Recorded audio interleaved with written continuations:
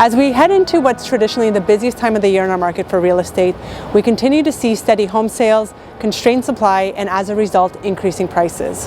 I'm Adina Dragasanu, OAKWYN Realty, here with your March 2022 market update. Let's jump right in and take a look at the key numbers of what we're seeing in the market right now, and also some of the trends that we're seeing emerge.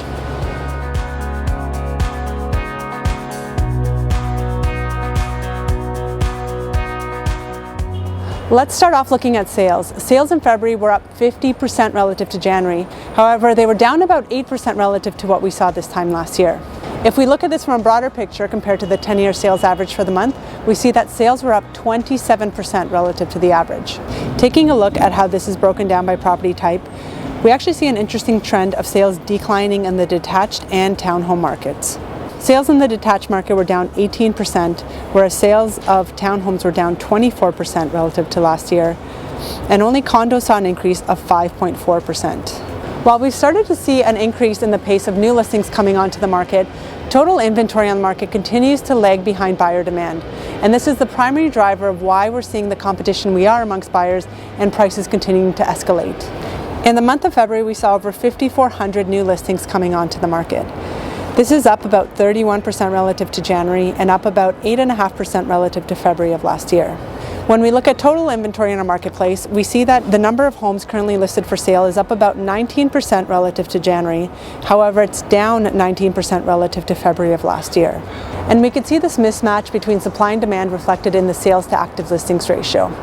Currently, the sales to active listings ratio for our region is sitting at 51%. This time last year, we were also seeing a very high sales to active listings ratio, but it was still a little bit lower at 45%. Analysts say that we start seeing upward pressure on prices when this ratio is up over 20% for a sustained period of time. Let's take a quick look at how this breaks down by property type. Looking at this ratio by property type, we see that for detached homes, it's currently at 35%, and this is actually down relative to last year when it was 42%. Now, if we compare it to pre-pandemic levels in 2020, it was only 17%. For townhomes, we see it's almost unchanged. Currently, the sales to active listings ratio is 64%, and this time last year, it was 62%.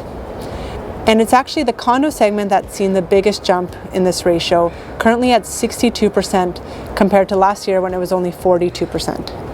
And as this ratio predicts, we continue to see upward pressure on prices. The HPI benchmark price for all property types in our region is currently just over $1.3 million. This is up 4.5% relative to January, and it's up 21% relative to last year.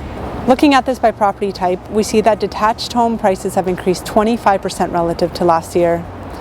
Attached townhome properties have increased 27% relative to last year, and condo apartments have increased about 16% relative to last year.